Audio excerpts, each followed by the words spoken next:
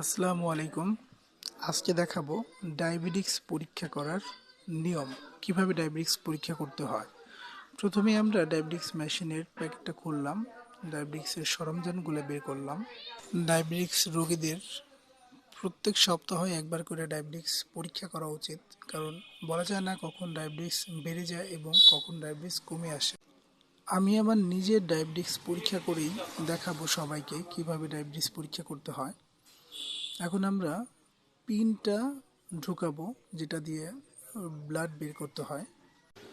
Diabetics main মেশিনটা diabetics কাঠিটা বের করে লাগিয়ে নিব।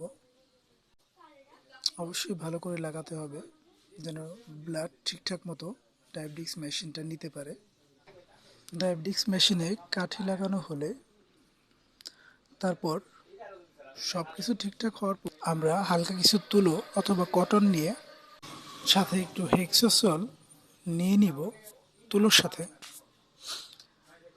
তারপর যেই স্থান থেকে রক্ত বা ব্লাড বের করব সেই স্থানটা, অথবা আঙুলের ব্লাড বের করলে আঙুলটা ভালো করে মুছে নিব।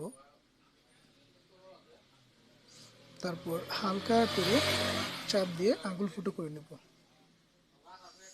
এরপর ব্লাড বের হলে আমরা ডায়াবেটিক্স